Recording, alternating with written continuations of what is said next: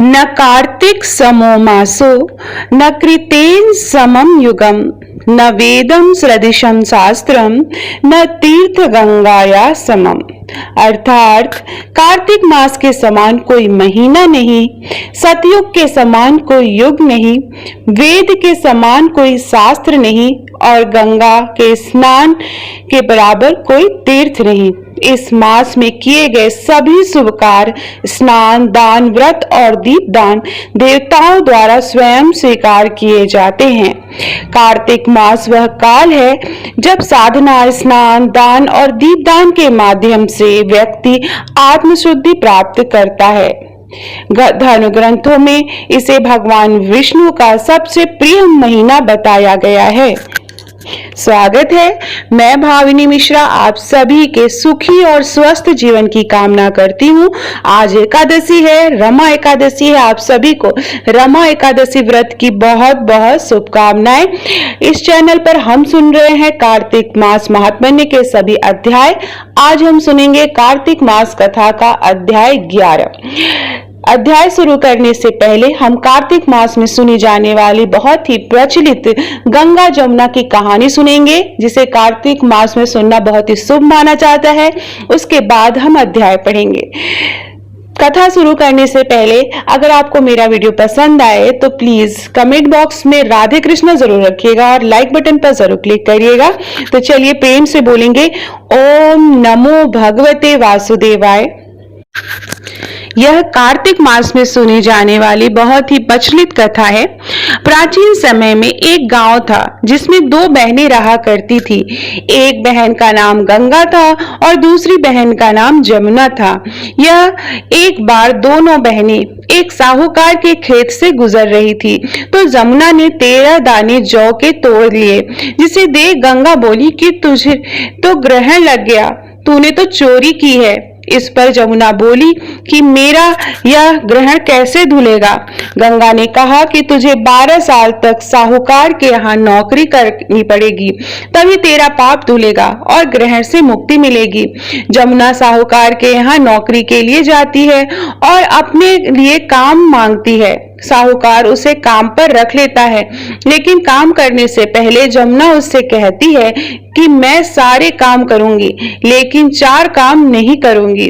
जूठे बर्तन नहीं मांजूंगी, झाड़ू नहीं लगाऊंगी, बिस्तर नहीं बिछाऊंगी और दिया नहीं जलाऊंगी। 12 साल के बाद कुंभ का मेला लगा तो साहूकार भी कुंभ नहाने जाने लगी। जमुना ने उसे जाते देख कहा कि कुंभ के मेले में मेरी बहन गंगा मिलेगी तो उसे यह सोने का टका दे देना, इससे वह अपने हाथों में सुंदर चूड़ियां पहन लेगी। साहूकारनी ने कुंभ के मेले में गंगा को वह सोने का टका दे दिया।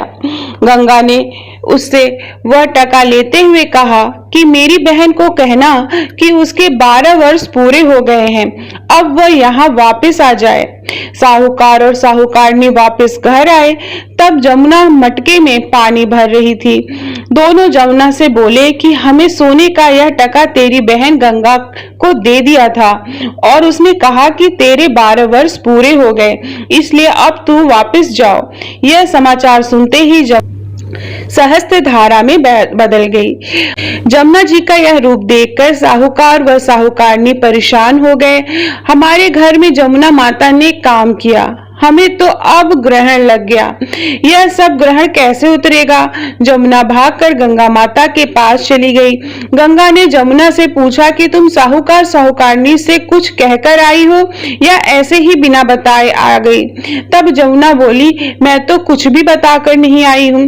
गंगा ने कहा कि जा उन्हें धीरज दे आ, नहीं तो उन्हें जीवन भर असंतोष ही रहेगा। गंगा के कहने पर जमुना माता ने साहूकार साहूकारनी को सपने में दर्शन दिए और कहा कि तुम दोनों उल्टे माथे क्यों पड़े हो, जाओ उठकर खाओ पियो। तब दोनों बोले कि हम कैसे उठें, हमें तो ग्रहण लगा है क्योंकि हमने उल्टे सीधे और पता नहीं कितने नीच कार्य आपसे करवाए हैं। तब जमुना जी बोली कि तुम्हें ग्रहण नहीं लगा है, ग्रहण तो मुझे लगा था कि मैंने तुम्हारे खेत से 13 दाने जौ के चुराए थे। मैं तो अपना ग्रहण उतारने तुम्हारे घर आई थी। मेरा ग्रहण तुम्हारे घर में 12 वर्ष तक रहने से उतर गया और मेरी मुक्ति हो गई। यमुना जी ने कहा कि तुम्हें कोई ग्रहण नहीं लगा है, उल्टे मेरे 12 वर्ष तक यहाँ रहने से तुम्हारी भी मुक्ति हो गई। यह कहकर यमुना जी स्वप्न में से चली गई। दोनों उठकर देखते हैं कि उनके घर में पहले से भी अधिक धन हो गया। हे यमुना माता, जैसे आपने साहूकार साहूकारनी को मुक्ति कराई, वैसे ही आप सभी भक्तों पर अपनी कृपा बनाए रखना। तो यह थी कार्तिक मास में सुने जाने वाली प्रचलित कथा। अब हम सुनेंगे कार्तिक मास महात्म्य के का अध्याय 11। तो चलिए प्रेम से बोलेंगे ओम श्री गणेशाय नमः। एक बार सागर पुत्र जलंधर अपनी पत्नी वृंदा सहित असुरों से सम्मानित हुआ सभा में बैठा हुआ था। तभी गुरु शुक्राचार्य का वहां आगमन हुआ। उनके तेज से सभी दिशाएं प्रकाशित हो गई। गुरु शुक्राचार्य को आता देख सागर पुत्र जलंधर ने असुरों सहित उठकर बड़े आदर से उन्हें प्रणाम किया। गुरु शुक्राचार्य ने उन सबको आशीर्वाद दिया। फिर जलंधर ने उन्हें एक दिव्य आसन पर बैठाकर स्वयं भी आसन ग्रहण किया। फिर सागर पुत्र जलंधर ने उनसे विनम्रता पूर्वक पूछा, हे गुरुजी, आप हमें यह बताने की कृपा करें कि राहु का सिर किसने काटा था। इस पर दैत्य गुरु शुक्राचार्य ने विरोचन पुत्र हिरण्यकश्यप और उसके धर्मात्मा पौत्र का परिचय देकर देवताओं और असुरों द्वारा समुद्र मंथन की कथा संक्षेप में सुनाते हुए बताया कि जब समुद्र से अमृत निकला तो उस समय देव रूप बनकर राहु भी पीने बैठ गया। इस पर इंद्र ने पक्षपाती भगवान विष्णु से राहु का सिर काट डाला। अपने गुरु के मुख से इस प्रकार के वचन सुनकर जलंधर के क्रोध की सीमा न रही। उसके नेत्र लाल हो गए। फिर उसने अपने दमसर नामक दूत को बुलाया और उसे शुक्राचार्य द्वारा सुनाया गया वृत्तांत सुनाया। तत्पश्चात उसने धस्मर को आज्ञा दी कि तुम शीघ्र ही इंद्रपुरी में जाकर इंद्र को मेरी शरण में ले आओ। धस्मर जलंधर का बहुत आज्ञाकारी और निपुण दूत था। वह जल्द ही इंद्र की सुधर्मा नामक सभा में जा पहुंचा और जलंधर के शब्दों में इंद्र से बोला, हे देवता धाम, तुमने समुद्र का मंथन क्यों किया और मेरे पिता के समस्त रत्नों को क्यों ले लिया। ऐसा कर कि तुमने अच्छा नहीं किया। यदि तुम अपना भला चाहता है तो उन सब रत्नों और देवताओं सहित मेरी शरण में आ जा, अन्यथा मैं तेरे राज्य का ध्वंस कर दूंगा। इसमें कुछ भी मिथ्या नहीं है। इंद्र बहुत विस्मित हुए और कहने लगे, पहले मेरे भय से सागर ने सब पर्वतों को अपनी कुक्षी में क्यों स्थान दिया और उसने मेरे शत्रु दैत्यों की क्यों रक्षा की। इसी कारण मैं उसके सब रत्न हरण किए हैं। मेरा द्रोही सुखी नहीं रह सकता, इसमें संदेह नहीं। इंद्र की ऐसी बात सुनकर वह दूत शीघ्र ही जलंधर के पास आया और सब बातें कह सुनाई। उसे सुनते ही दैत्य हमारे क्रोध के अपने ओष्ठ फड़फड़ाने लगा और देवताओं पर विजय प्राप्त करने के लिए उसने उद्योग आरंभ कर दिया। फिर तो सब दिशाओं पाताल से करोड़ों करोड़ दैत्य उसके पास आने लगे। सुम निशुम आदि करोड़ों सेनापतियों के साथ जलंधर इंद्र से युद्ध करने लगा। शीघ्र ही इंद्र के नंदन वन में उसने अपनी सेना उतार दी। वीरों की शंख ध्वनि और गर्जना से इंद्रपुरी गूंज उठी। अमरावती छोड़ देवता उससे युद्ध करने चले। भयानक मारकाट हुई। असुरों के गुरु आचार्य शुक्र अपनी मृत संजीवनी विद्या से और देव गुरु बृहस्पति द्रोणागिरी ने औषधि लाकर जिलाते रहे। इस पर जलंधर ने क्रुद्ध होकर कहा कि मेरे हाथ से मरे हुए देवता जी कैसे जाते हैं, जिलाने वाली विद्या तो आपके पास है। इस पर शुक्राचार्य ने देव गुरु द्वारा द्रोणाचार्य से औषधि लाकर देवताओं को जिलाने की बात कह दी। यह सुनकर जलंधर और भी कुपित हो गया। फिर शुक्राचार्य जी ने कहा, यदि शक्ति हो तो द्रोणागिरी को उखाड़कर समुद्र में फेंक दो, तब मेरे कथन की सत्यता प्रमाणित हो सकती है। इस पर जलंधर कुपित होकर जल्द ही द्रोणागिरी पर्वत के पास पहुंचा और अपनी भुजाओं से पकड़कर द्रोणागिरी पर्वत को उखाड़ समुद्र में फेंक दिया। यह तो भगवान शंकर का तेज था, इसमें जलंधर की कोई भी विचित्रता नहीं थी। तत्पश्चात यह सागर पुत्र युद्ध भूमि में आकर बड़े तीव्र गति से देवताओं का संहार करने लगा। तब द्रोणाचार्य जी की औषधि लेने गए तो द्रोणाचल को उखड़ा हुआ शून्य पाया।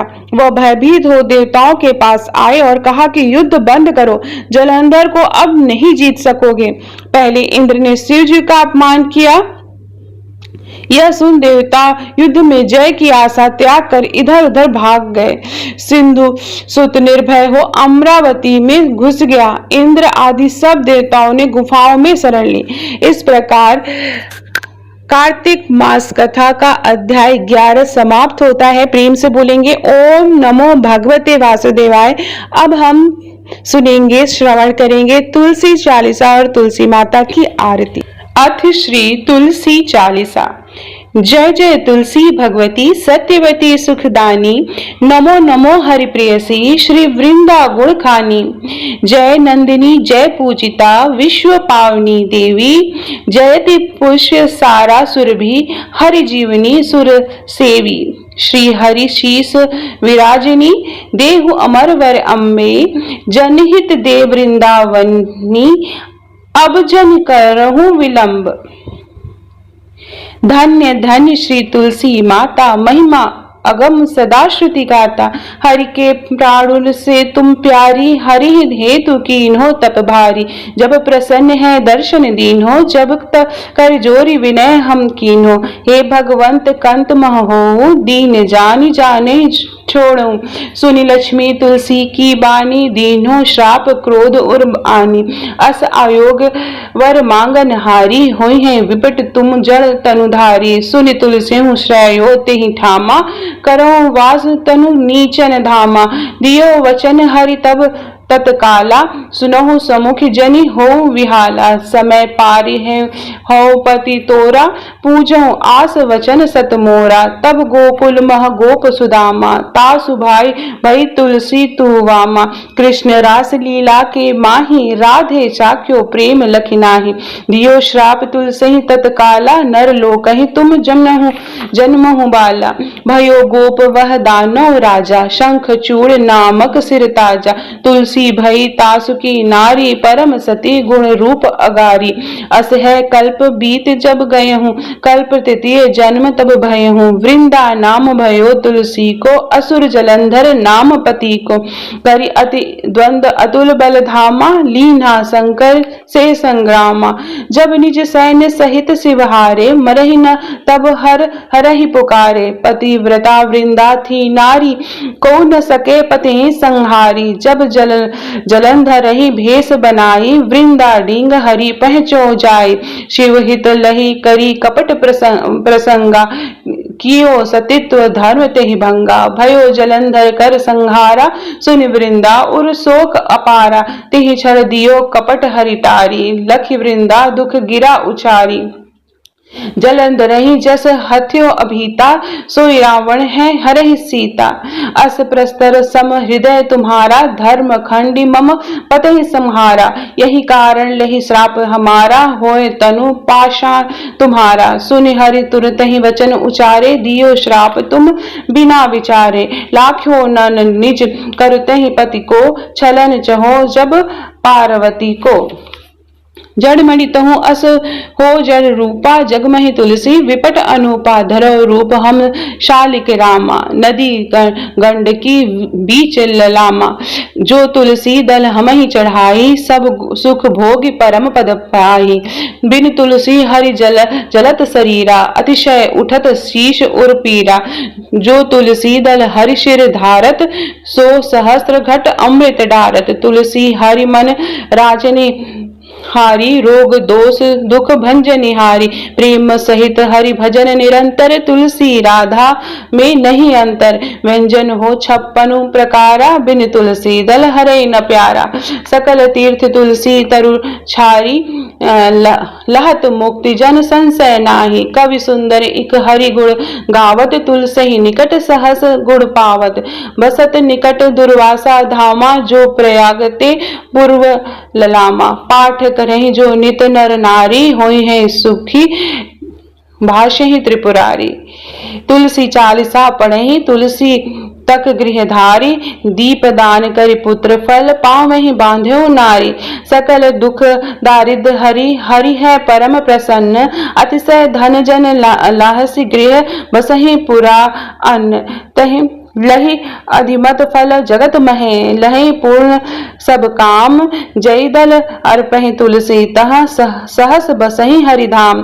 तुलसी महिमा नाम लख, हलसी सुत सुख राम, मानस चालीसा रच्यो, जगमह तुलसी धाम। इति से तुलसी चालीसा समाप्तम। तो प्रेम से बोलिए तुलसी मैया की जय। अब तुलसी माता की हम आरती पढ़ेंगे। आरती वृंदा तुलसी की, प्राण की प्यारी प्रभु जी की, कंचन थार कपूर की बाती, करत प्रकाश हृदय दिन राती, देखी लक्ष्मी हूँ दौड़ी आती, नित नव होती आरती घी की, जो उन्नति नित चहे सुमति मति, तुलसी ही भजहि कहीं कमलापति। आरती वृंदा तुलसी की, प्राण की प्यारी प्रभु जी की, तुलसी दल बिनु जिन्हें लगे अति, मैं और मिठाइयों फीकी, हे भगवती सती भय भंजनी, तुलसी पाप ताप मद गंजनी। आरती वृंदा तुलसी की, प्राण की प्यारी प्रभु जी की, नित नूतन मानस मनरंजनी, हरि की परम प्रिया तिनी की, प्रेम होत जह तुलसी माही, भूलहि तह यम दूत न जाहि, सुंदर दास रहत अगनाही, भजति मिटह भव जलनी जी की। आरती वृंदा तुलसी जी की, प्राण की प्यारी प्रभु जी की, आरती वृंदा तुलसी जी की, प्राण की प्यारी प्रभु जी की। तो ये थी तुलसी महारानी की आरती, जो शाम को जब आप दीपदान करेंगे या सुबह दीपदान करेंगे तो तुलसी माँ को जरूर आप आरती करें तुलसी माँ की। और एक महीने, आप साल भर तुलसी को दिया नहीं जलाते हैं, लेकिन ये कार्तिक मास में आप तुलसी में दिया जरूर जलाएं। तुलसी माँ को शाम के समय स्पेशली आप दिया जरूर जलाएं। तो आप सभी को कार्तिक मास की बहुत बहुत शुभकामनाएं। और आपको मेरी आवाज पसंद आ रही हो, मुझसे कथा सुनना पसंद आ रहा हो, तो प्लीज कमेंट बॉक्स में राधे कृष्णा जरूर लिखिएगा। ये कार्तिक मास हम सब के जीवन में सुख और खुशहाली, ऐश्वर्य, सुख, समृद्धि लेके आए, इसी की कामना करते हुए प्लीज मेरे चैनल को सब्सक्राइब कर लीजिएगा। बहुत बहुत धन्यवाद ये वीडियो देखने के लिए। और आपको सभी अध्याय के करके इस महीने में आपको कार्तिक मास के मिलेंगे। बहुत बहुत धन्यवाद।